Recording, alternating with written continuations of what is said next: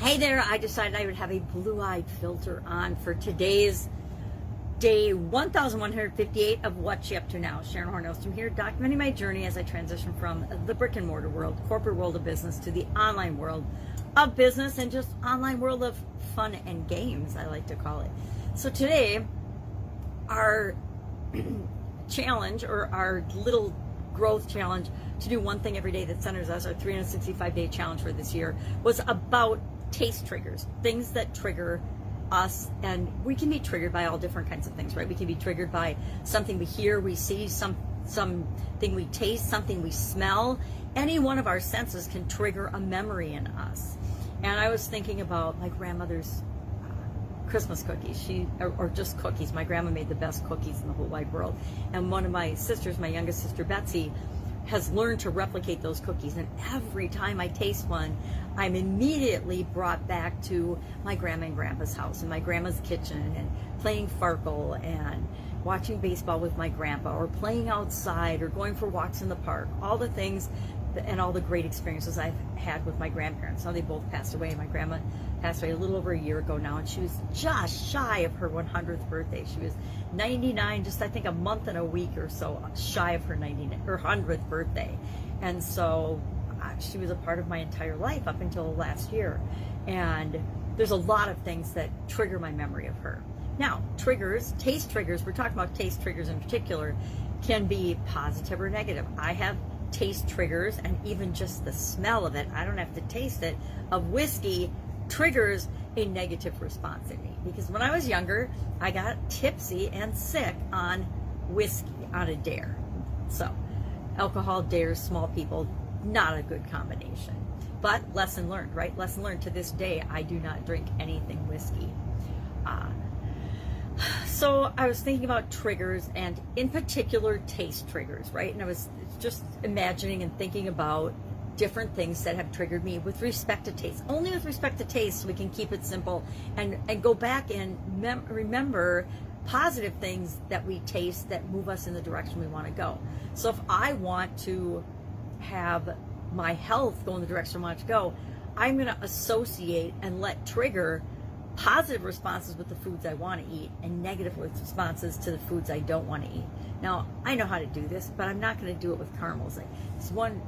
Sea salt caramels are the one food that I know I should ruin for myself, but I absolutely refuse to. I have ruined a lot of other foods for myself, like chocolate. I don't love chocolate because I knew that I was eating too much chocolate when I was younger. It wasn't good for me, and I wanted to get rid of it. I did the same thing with diet soda. I did the same thing with coffee. For 5 years, I gave up coffee because I believed it was bad for me. And then I found out, lo and behold, it's actually good for my blood type, so I started drinking coffee again.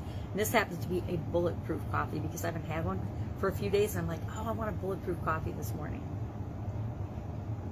So out comes my positive associations and taste triggers for bulletproof coffee, for coffee in general. But we can do this with things that we want to have more of in our life, or things we want to minimize in our life, experiences and things that we've had that were maybe not good. I suppose if you got, I'm trying to think of some examples that would be bad. If you tasted metal for some reason, if you, I don't know, got in a fight or bit down on some metal or something, and the taste of metal could be a trigger for you. So what are some of those triggers? What triggers you in both a positive and negative way with respect to taste? I would love if you'd share those in the comments below today, just to see if I'm the only one that is triggered by different tastes. Our idiom for supersize your business today, for some reason I'm thinking of triggers, because this one, it didn't trigger me, but it was one of the more challenging ones for me to come up with examples and tying it to business. Now, it's not really a tough one to tie to business. It's two's company, three's a crowd. It's a proverb, of course, from at least 1546. There wasn't really, my research didn't really yield a true, here's the origin of this idiom or this expression. Here's who said it first. But it has appeared in several different books of proverbs. For example, John Ray's 1678 English Proverbs book. I think it was on... it's a collection of English proverbs, like page 471. Me and my silly references, things that I remember.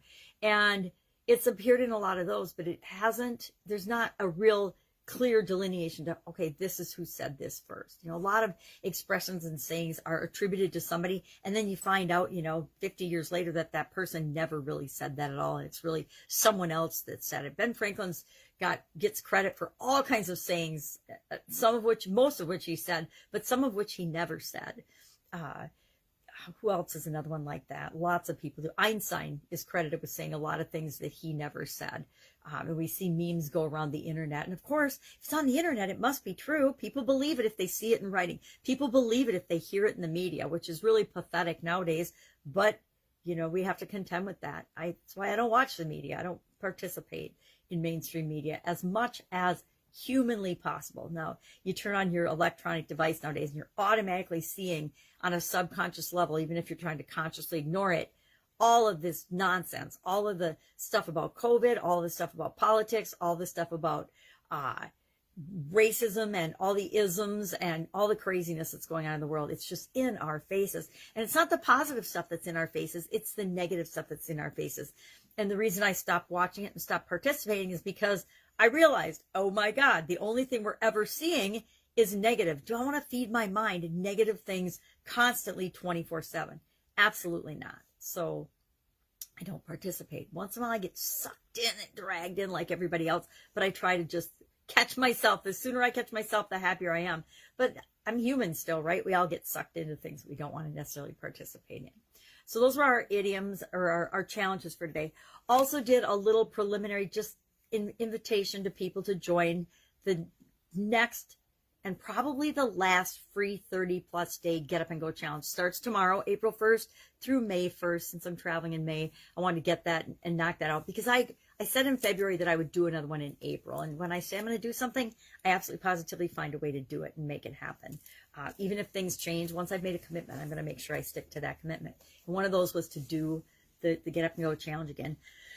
Now I'm feeling like COVID's been with us for a year now, and we needed to get up and go and change last year and even early this year. I needed that February Get Up and Go challenge as much as anybody else that participated in it, because I let myself kind of fall off in January. And usually January is a huge positive month for me. So I was a little disappointed in myself that I had gotten sucked into some of the negativity and some of the media nonsense and circus. I will call it a circus, because it's definitely been a circus over the last several years, not in a positive way and not in a way that's contributing to society, in a way that is absolutely positively detrimental to our way of life, to society, and to the American people as a whole. I mean, our media companies are doing such a disservice. Yeah, they're making themselves fat and rich and happy, and they are proving to us that we really don't need them.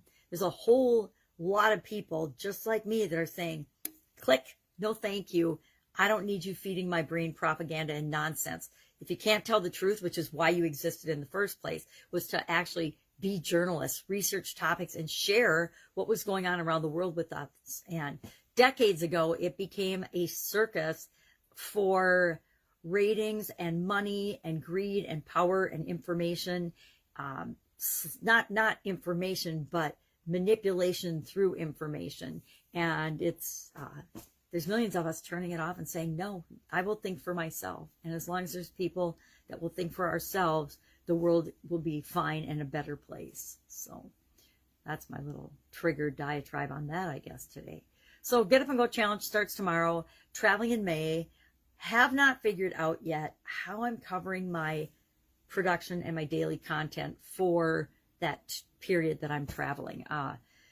I was thinking that the trip was going a different direction. It is, but I got my itinerary and it's going the opposite of what I thought. So now what I was planning, I have to just flip around and do it a different way. But I'll figure that out. I've got plenty of time and I will get it done. I did it for a cruise and a trip to Texas in 2019 before all the corona craziness. So I can definitely figure out what and how I want to do it now. It'll probably involve a little bit of pre-recording. I'm not sure. I'll do my What's She Up To Now every day while I'm down there. Not sure they'll all get posted in a timely manner. We'll see. I'm looking into maybe getting someone to help me do the posting part of it while I'm away. That would be kind of awesome. And it's something I've probably needed to do for at least a year, maybe longer now. But I've put off for all kinds of reasons, all kinds of what I considered valid reasons. But what are reasons? Reasons are just excuses. That's a really interesting way to look at when we're giving and saying reasons why we can or cannot do something. They're just excuses, right? And when I say they're excuses, it gives me a little ding to say, all right, am I being honest with myself? Or do I know I should have done it? And all these things roadblocks I put up in my own way to prevent me from doing the thing I say I want to do are just excuses. They're not reasons, they're excuses. And what do we do with excuses? Stop them out, right? Just like false beliefs and things. We figure out ways to replace them with the truth for us, our truth, right? The most important truth in the whole wide world is your truth. And sometimes it's hard for us to admit, look ourselves in the mirror and say, oh, yeah, I've been doing that for 15 years. Boy, oh boy, was that silly. We don't beat ourselves up. We just realize we have this aha that, yeah, I've been doing this thing for 10 or 15 years, and I'm still doing the same thing I've been doing for 10 or 15 years. And it's maybe moved me a teeny tiny bit, but the needle should have moved this far by now. So maybe I have to, instead of worrying so much about, I'm not there yet, I have to say, okay, what are these things that I've been doing on a consistent basis, thinking that they're moving me toward what I want, but they're just moving me in teeny tiny baby steps, or worse yet, they're actually blocking me from what I want. We all have those things. All right, that's all I've got to talk about today. I'm going to go get about my day. I've got a gazillion things to do, as usual, and I'm excited about them. So I will, of course, be with you tomorrow. Have an amazing day. If I can help you in any way, ask in the comments below or direct messaging. Otherwise, I'll be with you tomorrow. Bye. Take care. Have a great day.